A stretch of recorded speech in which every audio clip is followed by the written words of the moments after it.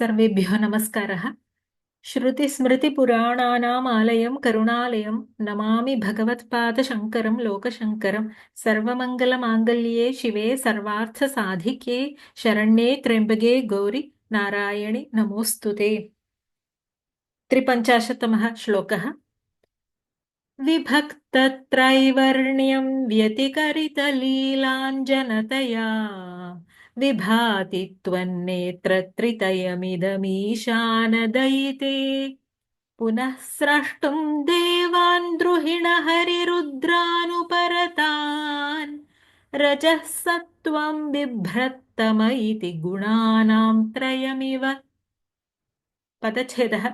विभक्तत्रैवर्ण्यं व्यतिकरितलीलाञ्जनतया विभाति त्वन्नेत्रत्रितयम् इदम् ईशानदयिते पुनः स्रष्टुं देवान् द्रुहिणहरिरुद्रान् उपरतान् रजः सत्त्वं बिभ्रत् तमः इति गुणानां त्रयम् इव। अन्वयः। हे ईशानदयिते इदं त्वन्नेत्रत्रितयं व्यतिकरितलीलाञ्जनतया विभक्तत्रैवर्ण्यम् उपरतान् द्रुहिणहरिरुद्रान् देवान् पुनः स्रष्टुं रजः सत्त्वं तमः इति गुणानां त्रयं बिभ्रत् इव विभाति। पुनरपि प्रकारान्तरेण नेत्रत्रयं स्तौति। त्रिगुणात्मक प्रकृतिरूपिण्यां देव्यां हरिहर द्रुहिण सृष्टिकारणस्य गुणत्रयस्य नित्यनिवासं संभावयति। हे ईशानदयिते। ईशानः शिवः, ईश्वरः शर्व ईशानः शङ्करश्चन्द्रशेखरः इति अमरकोशे नामानि। ईशानस्य महादेवस्य दयिता प्रेयसी तस्याः सम्बुद्धौ ईशानदयिते शिवप्रिये शिववल्लभे इदं त्वन्नेत्रत्रितयं गुणानां त्रयं बिभ्रत् इव विभाति। इदं परिदृश्यमानं वामदक्षिणमध्यस्थं त्वन्नेत्रत्रितयं तव नेत्राणां त्रितयं त्रयं। किं विधं नेत्रत्रितयं? व्यतिकरितलीलाञ्जनतया विभक्तत्रैवर्ण्यं। व्यतिकरितलीलाञ्जनतया व्यतिकरितं संवलितं लीलार्थं विलासार्थं धृतम् अञ्जनं कज्जलं यस्य तस्य भावः व्यतिकरितलीलाञ्जनता तया। व्यतिकरितलीलाञ्जनतया अञ्जनेन अलङ्कृतमस्ति नेत्रत्रयम्। एवं त्वन्नेत्रत्रितयं व्यतिकरितलीलाञ्जनतया विभक्तत्रैवर्ण्यं। त्रयाणां वर्णानां भावः त्रैवर्ण्यं परस्परं विभक्तं पृथक् कृतं प्रत्येकशः विविक्तं त्रैवर्ण्यं। त्रयो वर्णाः सितासितरक्ताः यस्येति श्वेतरक्तकृष्णानां प्रत्येकशः विविक्तं त्रैवर्ण्यं यस्मिन् तत् रक्तशुक्लनीलात्मकं नेत्रत्रितयम्। नेत्रेषु वर्णत्रयसमूहः कथं स्यात्? आचार्याः इत्थं वदन्ति। महाभाग्यपुरुषाणां नयने रक्तरेखाः सन्ति। नयनगोलद्वयं श्वेतं, कनीनिका नीलवर्णे।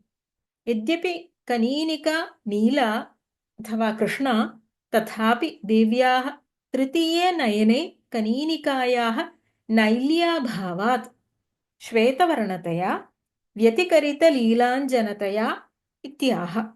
तेन सर्वेषु नेत्रेषु कृष्णवर्णोऽपि भवति। एतादृशं त्वन्नेत्रत्रितयं गुणानां त्रयं बिभ्रत् इव विभाति। किं कर्तुं नेत्रत्रितयं गुणानां त्रयं बिभर्ति? उपरतान् द्रुहिणहरिरुद्रान् देवान् पुनः स्रष्टुम्।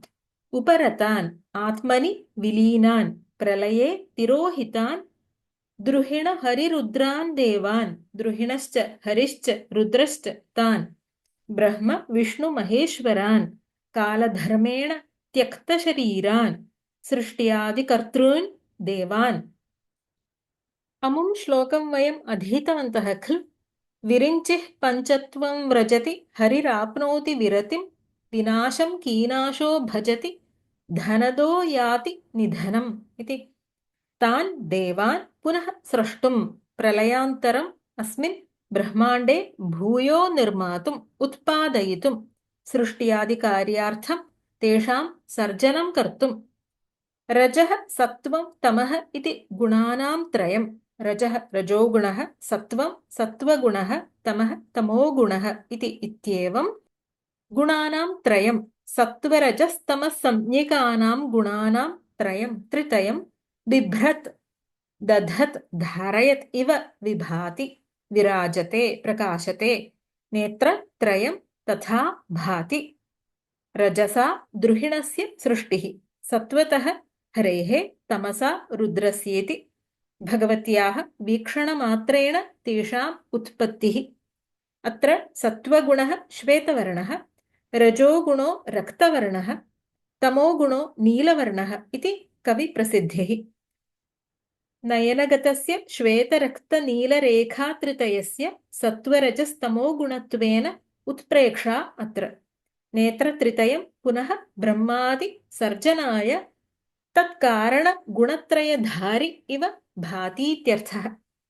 प्रलयकाले बीजरूपेण देव्याः नेत्रे सुरक्षिताः एते देवाः। एषः प्रपञ्चः सत्त्वरजस्तमोगुणैर्निर्मितोऽस्ति। प्रलयानन्तरं प्रपञ्चसृष्ट्यर्थं देव्याः नेत्रत्रितयं गुणत्रयमपि धारयति। ततः ब्रह्मादीनां सृष्टिः तथा सर्वोऽपि सृष्टिव्यापारो भवतीति सूचयति। विभक्तत्रैवर्ण्यं व्यतिकरितलीलाञ्जनतया विभाति त्वन्नेत्रत्रितयमिदमीशानदयिते पुनः स्रष्टुं देवान् द्रुहिणहरिरुद्रानुपरतान् रजः सत्त्वं बिभ्रत्तम इति गुणानां त्रयमिव। ॐ सर्वे भवन्तु सुखिनः, सर्वे सन्तु निरामयाः, सर्वे भद्राणि पश्यन्तु, मा कश्चित् दुःखभाग् भवेत्। ॐ शान्ति शान्ति शान्तिः। हरिः ॐ श्रीगुरुभ्यो नमः। हरिः ॐ। धन्यवादः।